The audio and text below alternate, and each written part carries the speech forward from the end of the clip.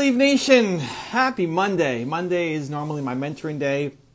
This week is my son's spring break, part 2. So I'm spending 5 hours during kind of business hours a day with him. So trying to keep things a little bit on the lighter side, but I'm excited to today introduce you to a special new friend of mine, entrepreneur. Let's see if she's here. Let's bring her in. You guys are gonna love her message. Let's see. Here she is. Oh, Leslie's here early. I love it. Let's go. Okay, Leslie, I'm going to send you the invite. We're going to do this. Happy Monday, everybody. There she is. There you are. Leslie Zayn in the house. Welcome aboard. Thank you so much. Nice to see you, Evan. How are you today? I'm fantastic. Happy Monday. Happy Monday. I've got your 5 S's in my head from the other day. So now when I see your face, all I think about is singing. I was going to ask you to sing a few bars for me, Evan. You probably don't want to hear me sing, but that is part of my morning routine. I start the day with a song. As do I. Because it gets me in the right zone. Leslie Zayn is the author of a new book, Outrageous Achievement, which is pretty exciting. Tell us quickly about the story of the book and why you're writing it and why it's important right now. Well, I've been coaching and training on how to move through your fears and limiting beliefs and to really tap into the courage that we all have but so frequently ignore. And the lessons I learned through different obstacles that I went through, different situations that I went through, like so many people, if we choose to, those obstacles, those betrayals, those failures can be a real lesson. And after coaching, training, all the concepts, I thought, I just got to put it in a book. It was a labor of love. It just poured through me. And it came out in February to #1 international bestseller status. And I couldn't be more humble and more excited to share the concepts with the world. I love it. So for the YouTube audience, we'll link that in the description below. So go check that out so you can support Leslie. What are some of the steps? Like people, I think my audience, entrepreneurs, would love the idea of outrageous achievement. What are some of the key steps you think most people miss? It's interesting. We have a very similar clientele. I'm usually always working with entrepreneurs or salespeople. What do we miss? Number one, we believe that our fears are real. Like I believe we really made up our fears. Not that we don't believe it, but then we don't act on overcoming them or unmaking them. So the first chapter, I hit them hard with fears, and I go over the 5 universal fears of rejection and failure and success and judgment and change. And I think once we can identify where we've been playing small, where we've held ourselves back, what fears have been limiting our belief that we can step into our full potential, I think that's the first step in moving forward. If you could wave a magic wand, and you had $1 billion to help people overcome their limiting beliefs and believe in themselves more, $1 billion that you had to spend in the next year. So it doesn't mean you spend it today, but it's not lifetime. Where do you spend that $1 billion to help people believe more? Personal development, period. So what specific, what would you do? What inside of personal development would you do? $1 billion. $1 billion for personal development. Well, first I would surround myself with people like you. I would surround myself with other bright, compassionate, motivated thought leaders and get a variety of voices because, we all respond to different voices at different times. So I would surround myself with the best group of people who are into mindset and personal development. And then I would hire the people who are the experts at getting it out through social media and getting it out on TV and radio and blasting it all over the world. I'd find the right people to train it and teach it in elementary school. Gosh, Evan, I feel so strong. That's going to be a future charity of mine. I feel so strongly that we have to get mindset into the heads of our children early before they get to a point where they're so used to limiting themselves they don't even try anymore. Those would be my top 3 tips. How about that? Is there a kid's version of outrageous achievement coming soon? And for a woman who doesn't have children, perhaps that's where my strong passion comes from. I'm 61 and I think about who I was the woman, the girl that I was. I've done a lot of the inner child work and who I was. And even though both my parents always said you can do whatever you want to do and really did hold me up, when I look back on how I doubted myself or didn't believe in myself or didn't think I was smart enough because my older sister was, brainiac, and I didn't think I was pretty enough because my younger sister was gorgeous and glorious. And, I just always felt, average. And if we can help, I think there's a lot of people who define themselves as average. And now you get me at 61 and say, who are you? And I say, friggin' marvelous on all accounts. So if we could learn earlier that we are marvelous and really instill that in the young kids, I think that would be a terrific gift to share. I love it. Well, the book is Outrageous Achievement, geared towards adults, at least at the moment. Although, what age do you think somebody should start reading? Could you read it as a bedtime story, or do you need to be like 13? Like, I don't know. What has the feedback been for how early people are starting this book? We just launched February 23rd. So the response I'm getting now, which is I love that people will take the time to send me notes about how the book is impacting them. It's just so very thoughtful. And every day I'm getting dozens of texts or PMs or notes with people saying things like, I'm on chapter 2 and now I realize where I'm settling, or I just read chapter 5 and I'm feeling bulletproof. I had a woman write me, I don't know who she is. I don't know where in the world she is except somewhere in Canada. She said she got halfway through the book and went into her boss and finally asked for a raise, something she'd wanted to do for 3 years, and something in the book inspired her to do that. And I reminded her, look, if you had it in you all the time. But again, isn't that a perfect example of being ready to hear the message? It's not just the message, it's being ready to take it in, being ready to make that move. And so, going back to the $1 billion question, I guess, if we're investing in the personal development, and that's the biggest piece that people are missing, if we're going to achieve that for adults, then is it we need more voices, we need better marketing, we need, what is the key in your mind to help unlock more people?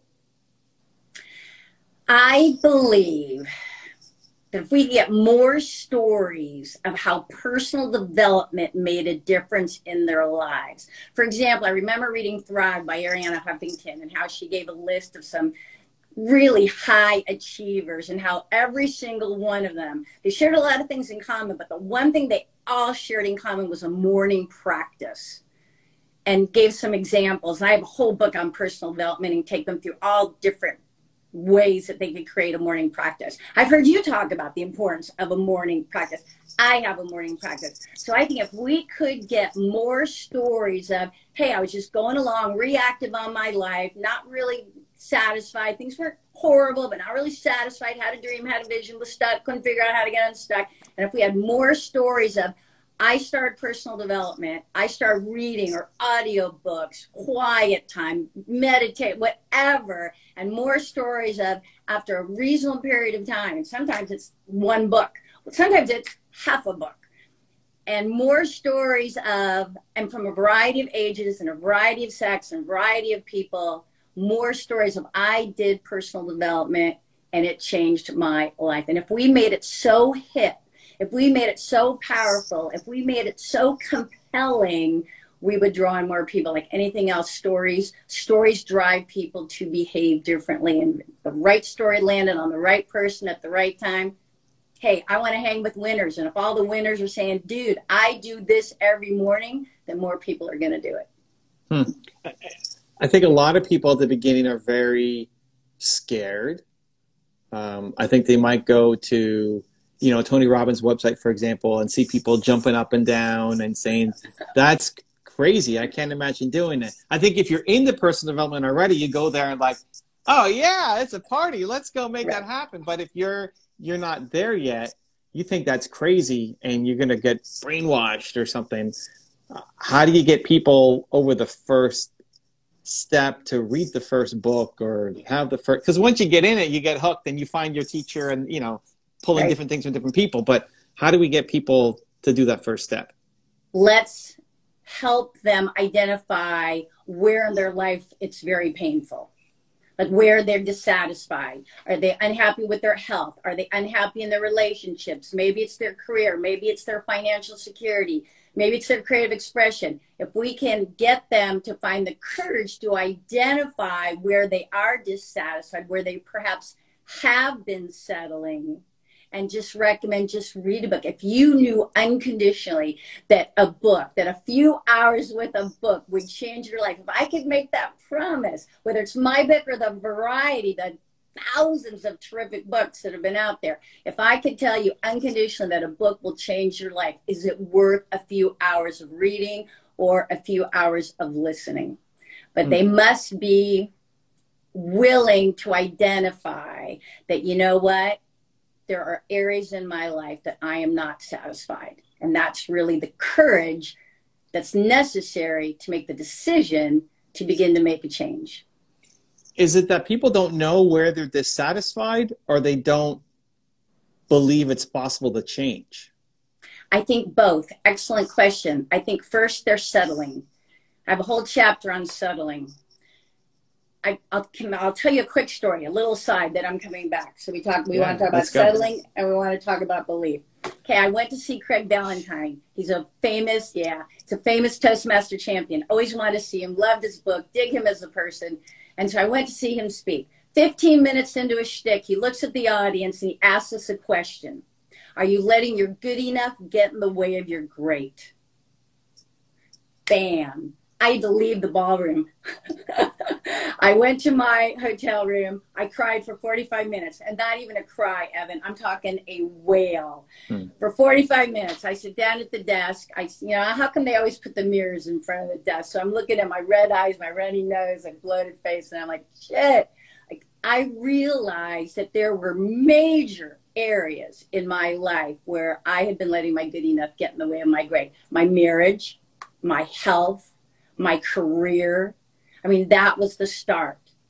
And I had been settling because it wasn't painful enough. For too many people, they settle because they're not aware that they're settling, or they settle because even though they're dissatisfied, they're unhappy, they complain about it, they're disappointed, it's not what they want, but it's not painful enough. And so when it becomes painful enough, and my take on it is, why do we have to hit rock bottom? Like in my case, why do I have to wait till the husband leaves me? Why do I have to wait till I get sick and on chemo? Why do I have to have my house burned down? Why do I have to get in a size 14 jeans? Like, why does it have to be rock bottom before we make a shift? So now in my life, I'm constantly evaluating, where am I settling? So I don't even move down that bunny trail, right? So I don't get anywhere near that rock bottom. So I believe, number one, to answer your question, settling, and to answer that person's question was Craig Ballantyne. And he's just an awesome guy. In fact, I got to work with him, Evan, and I got to tell him that story.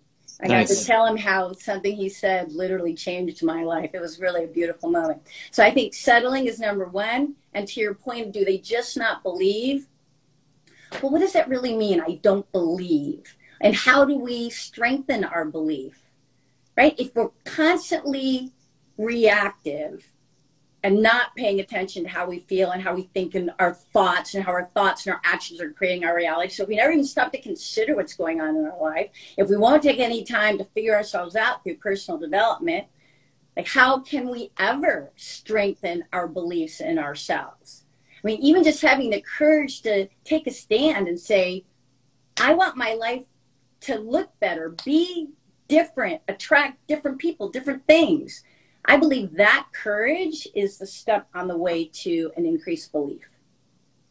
I love it. I mean, I'm looking out my window here, and there's a bunch of people driving by, and I don't think most people love their life. I think most people are not happy. Depression rates crazy high. They just feel stuck. Yep. And if you ask them where are they in pain, they could probably list off 100 different things that they're in pain about. It's just they don't think someone like them can actually make the change. And that's why I love having different people on, different stories and different backgrounds, and you sharing everything you went through, because we see you now and it's like, wow, look at everything Leslie's doing. And it feels impossible, but compared to who you were and what you came through, it's like, hey, you're an impossibility compared to who you used to be as well.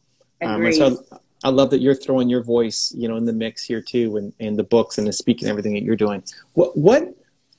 This is I'm always curious about. Like, what's the thing that's driving you now? I mean, you've had so much success, and yet still writing books and still speaking, and still you don't have to. So what's the thing that gets Leslie going every morning besides the morning routine? There's a great quote by Karen Rose. She is a shoe designer. Fear regret more than failure. And I've had that in my office ever since I read that quote.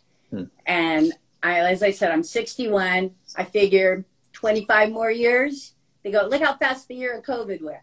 25 more years. I don't want to regret. I don't want to look back on my life and think, I didn't play full out. I didn't find the courage to move forward. I didn't find the reasons to dream bigger. I didn't find the confidence to share my voice, share my message. For me, it's what drives me is my clarity around my core values. Let's just say that. It's my clarity around my core values. I do core value work twice a year, and I believe core values are drivers of behavior. And so my top core values are health. I started cycling since COVID. Okay, never cycled. Always thought, too scary out on the road with all those cars, and who would do such a thing? So I was doing indoor rock climbing, which now when I look back was probably a petri dish even before COVID, but that's a whole other conversation. So I pull out my grandma bike, and I meet up with my buddy. He's been cycling since he was a kid. So I start riding with him, and I think, damn, I can do this. And then I get a BMC bike. And then I'll never forget the day I don't have 1, 2, 3, 4, 5, 6 for my shifting. Then I get into the SPD pedals.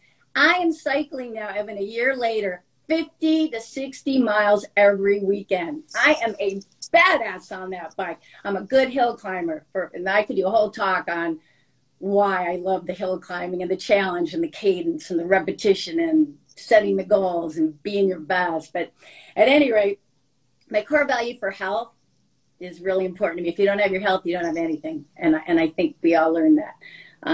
My second core value is financial security. And however that looks for me and however that looks for anybody, right? That financial security. And I believe if you come from service, which is my third core value, if you're truly authentically focused on serving others, magic happens. The right doors open, the right people present themselves, and the money comes, the security comes because you're being of true value.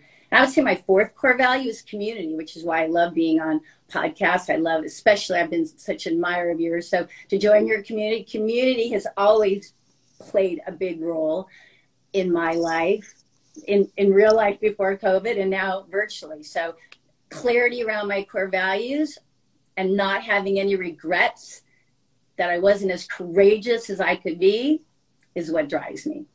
What's a grandma bike? Is that the 3-wheeler? Oh my gosh, no, it was just an old hybrid, right, with the big fat tires, and it was just a grandma bike. Okay. Because my grandma used to bike, and it basically was a giant tricycle. Like it had 3 wheels, so you couldn't fall off because she was worried about balancing. So it had like a huge bucket in the front, and then 1 wheel in the front, and then 2 in the back, so that she couldn't fall off. Anyway, when you say grandma bike, that's the thing that came to mind. It's so funny, and I'm so proud of your grandma. I rode by yesterday 2 people, a couple. Swear to God, they must have been married for a billion years. If they were 95, they were a day. Like when we rode by them, I was so proud. I just looked at her. I got right alongside her and said, I am so proud of you, girl. Like, you go. She had to be 95. And they were just riding up the hill. I love that. So let's dive into that. I mean, it's been something new for you. I mean, inside a year with COVID, health is your top priority. When you're about to get on the bike for the first time, you got your grandma bike. Are you thinking, I'm gonna get in the healthy shape of my life in COVID. I'm gonna be a hill climber. I'm gonna do 60 miles a weekend.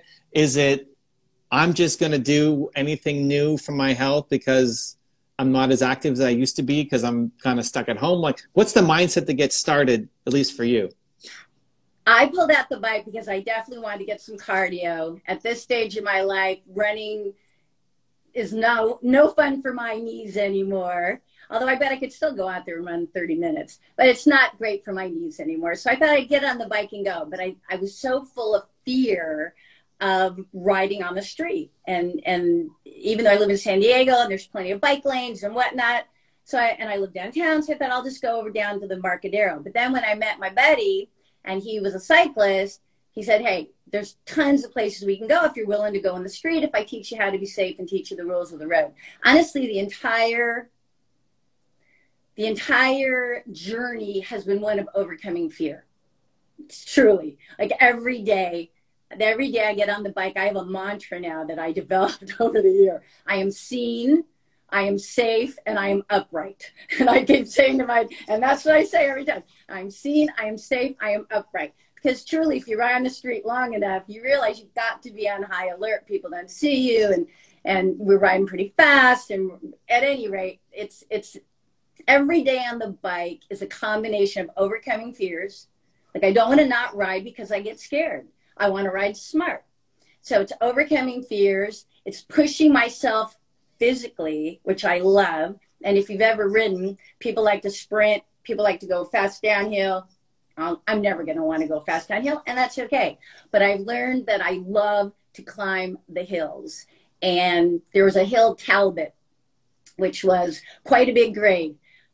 There's so many lessons. For 5 months, Evan, I could only get halfway up the hill right before the steep pitch because I didn't have the strength, I didn't have the knowledge, I didn't have the lungs, I didn't have the legs, and so I would stop. And so for 5 months at the bottom of this hill, I would have high intention, I'm going up the hill, and low attachment. Even if I have to stop, that doesn't mean I'm not getting better, getting stronger. It took me 5 months to be able to get up that hill without stopping. And man, I had a uber celebration that day, kind of doing the funny side dance because 5 months. But see, you talk a lot about how people quit too soon. Mm-hmm. Just because I had to stop and breathe didn't mean I wasn't getting stronger, wasn't getting better skills, didn't ride better the first part, didn't ride smarter in the early part to save more for going up the steep pitch. And so it's just really a lesson. And if you don't quit and you go in that with that high intention and that low attachment, no matter what happens, I believe we can do anything. I love it. So Creator Fundamentals in the chat here says, I need her energy. So until there's the Leslie Zayn bottled air or water or something that we can just pop a pill and get this. What do you I know you believe that everybody can have this energy, that it's not just Leslie is a special human and everybody else sucks, right? Like everybody, it's achievable for everybody, but most don't. So to that idea of like, I wish I could have her energy, what advice would you give people? I truly believe our thoughts create. Well, first of all, my energy, I take good care of myself, for sure. Party in moderation, but I'm happy. I'm happy, and I believe, and I love what I do. And I believe that plays a role in the joy that I exude. I also truly believe that our thoughts help create that energy. I start every morning and I stand in the middle of my living room, and before I come into my office, I look out and I say something magical is going to happen today. Now, I don't know what that looks like, but that's way better than going, well, another for shit day, right? So something magical is going to happen. And I also do a mantra at my desk before I start work, before I even look at the email. I have a little mantra where I say, the perfect people, situations, and opportunities are going to present themselves, and I'm going to be open and aware to receive them. And I'm just so keen now that my thoughts and my awareness of my thoughts, and I'm not perfect, I'm never even striving for perfect, but I think a lot of people don't try new things because they feel they have to be perfect. So I fall often, but I'm very conscious of my thoughts and how they create my energy, my attitude, who I attract, how my message lands on people, my ability to inspire people to take action. Yeah, it's Jim Rohn always said, work harder on yourself than your business or your job. Yep.